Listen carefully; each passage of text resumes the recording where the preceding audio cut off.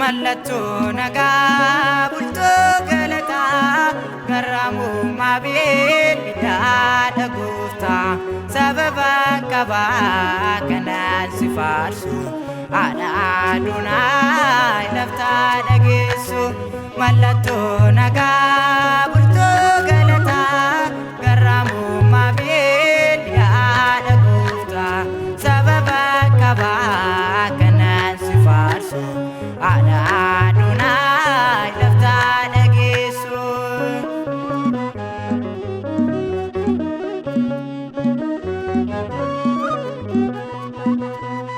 Salaati Musee shittoo jannataa gonfoo Solomoon uumama caalta galma milkiyaa yaa qulqulleetti ati Waaqayyoo haadha nagaati. Galma milkiyaa yaa qulqulleetti ati Waaqayyoo haadha nagaati.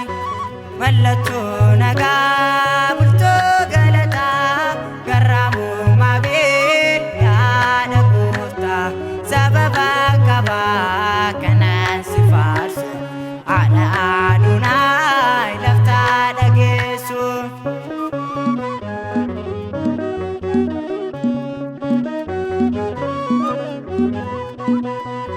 Fayyinni lafaa karaa kee dhufee dennee of tolaan ilmaa kee dhufee mudhii koo hidhee sichaan si faarsaa akka boolii koo warra kaleessaa. Mudhii koo hidhee sichaan si faarsaa akka boolii koo warra kaleessaa.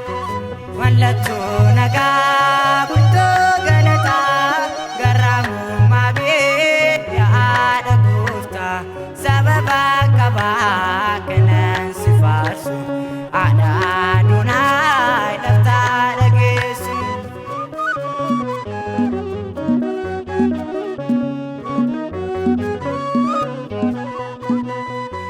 Alaabaa keenya biyya lafaatti akka aduudhaa addunyaa facee kennaa ijoollee addaa kan fannoo jaalaa giftii Maariyaam yaada jaalalaa. Kennaa ijoollee addaa kan fannoo jaalaa giftii Maariyaam yaada jaalalaa. Mallattoo